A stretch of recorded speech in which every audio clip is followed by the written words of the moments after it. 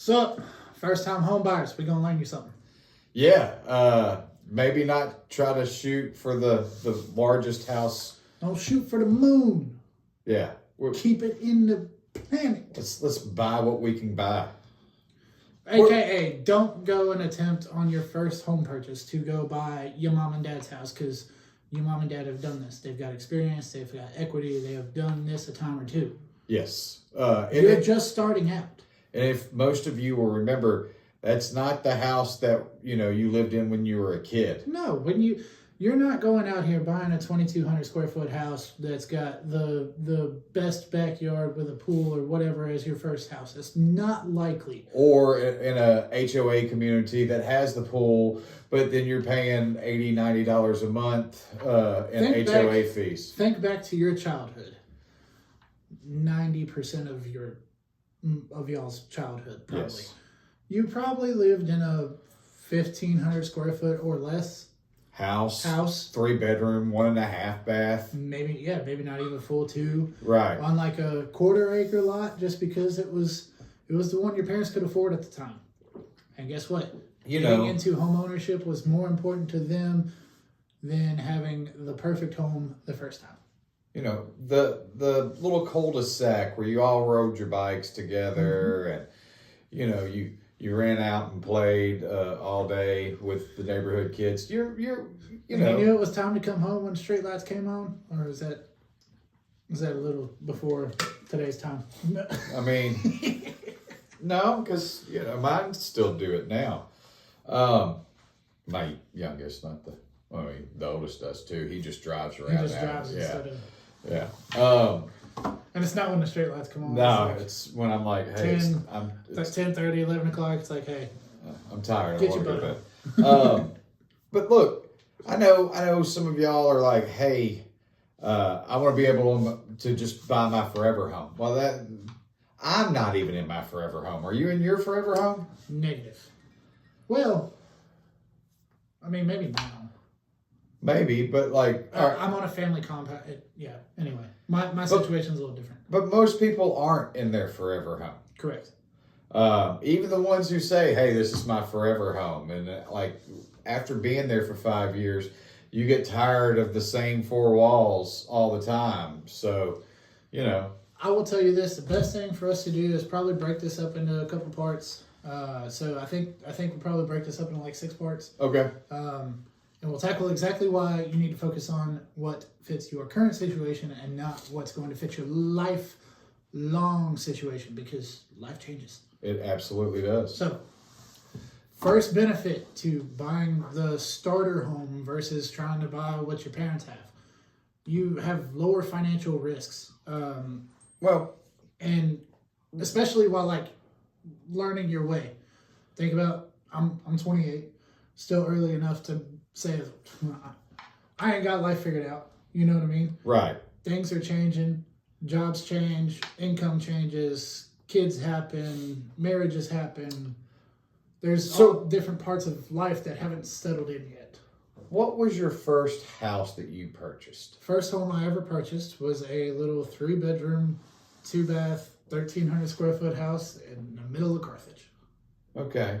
Not Lebanon. Nope. I had to go 30 minutes out of town to be able to buy something I could afford comfortably. And what were you doing at the time, work-wise? I was working in a warehouse. I was working at O'Reilly's warehouse, actually. And driving from Carthage into Lebanon every day? Mm-hmm. My wife actually was driving from Carthage to Mount Juliet for work. Yeah. Okay.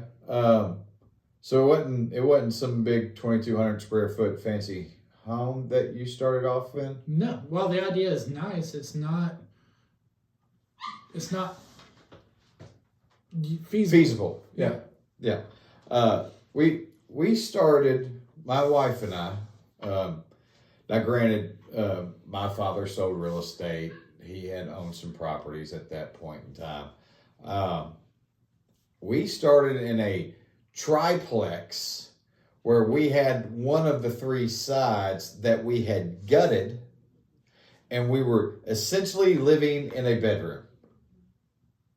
And then had nothing between our bedroom and where the bathroom was. Like all of that had been gutted.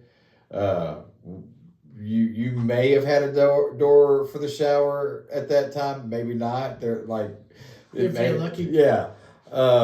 Michelle woke me up one night because it was raining on us, and she's like, "We're moving, or we're getting divorced." I don't know, one way or the other. I'm getting out of this place.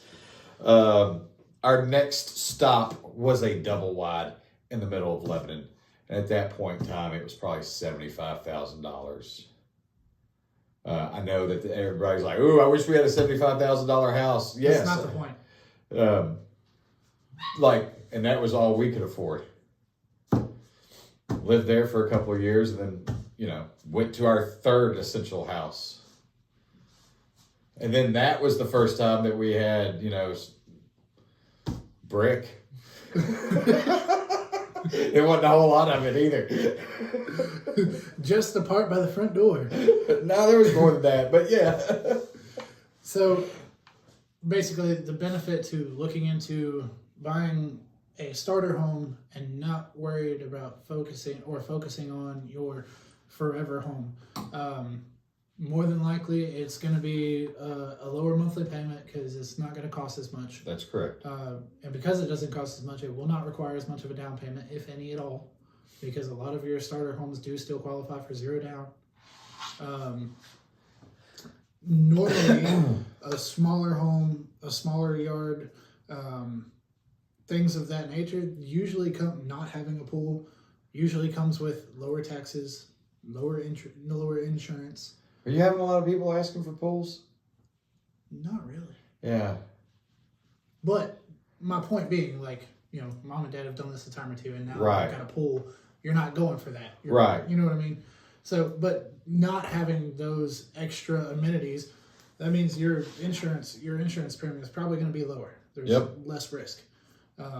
Your taxes are going to be lower because the assessment on the property itself is going to be less. Your utilities? So there's not as much there to function with. Your utilities are going to be cheaper? Utilities will be cheaper. There's not as much area to heat and cool or as much water being ran and so on and so forth. I mean, all of this just gives them breathing room on their budget. Now, I know that what they will say is, hey, houses are at $350,000 now. How is that a starter home? It is, but it's not. Like, that's Lebanon. That doesn't mean that it's Carthage. That doesn't mean that... No, actually. If you go out to Carthage right now, you could probably buy a starter home for anywhere from $240, $250. Yeah, $250 to $300. You'll have a good selection of homes out there. Bought my first one in Carthage in 2020. I paid $214. What'd you sell it for? $270. Right in the middle of everything going crazy. So, exactly 2 years to the date. So and there's plenty of outlying areas around Nashville. Okay, Carthage is too far out. You've got the Portland area in Sumner County. You're right there at 65. You can catch it and come on down. Maybe that's a little too much. You've got White House. Mm-hmm. It's an affordable area that puts you a little closer to Nashville. You can go to Ashland City. Mm-hmm. Anything, what is that, Murray? Is that what that is? Robertson County, you would be okay in. Montgomery is Clarksville. If you get to where Robertson, Montgomery, and Cheatham County kind of come together, that's a good area. It's not too expensive. But I know everybody wants to stay in Lebanon, Mount Juliet, Hendersonville, Gallatin. For your first home, you may not be able to. And looking a little further out, like Westmoreland isn't that expensive. Not at all. Not at all. And you're still in Sumner County. 45 to 55 minutes from Lebanon. Yeah. So. But all that to say, take this time. Because you're still figuring out finances, you're still figuring out, especially when you get into the home, what does it cost to do maintenance on a home? how much does it cost to service an HVAC unit? You've never had to do that because you've rented it, so the landlord takes with care mom or dad.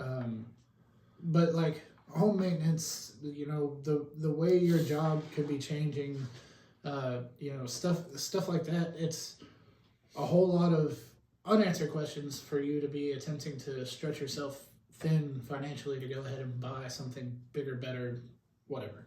Well, I mean, if we look at it like a car, when you turned 16, did you get the most expensive car you could possibly get? 90% of us know. I bought a 99 Ford F-150 manual for $500 that I had to dump oil into and coolant into just to get to work. I mean, you don't start off with, you know, whatever. Like, you're not starting off with a brand new car when you're 16. No. You know, when you buy your first house, it's like buying your first car. You don't know what kind of repairs need to happen on the car until you start driving it. Same thing with a house. You don't know what's going to happen until you start living in a house. Yes, everything looks perfect and pretty when you buy it. And, you know, just, again, like a vehicle, the more that you drive it every day, the more that you live in that house every day, you start seeing things or, you know, something goes wrong that you have to take care of. Well, you didn't know how much to budget for car issues. Yep. You don't know what to budget for house issues right now. And so it's just a learning experience.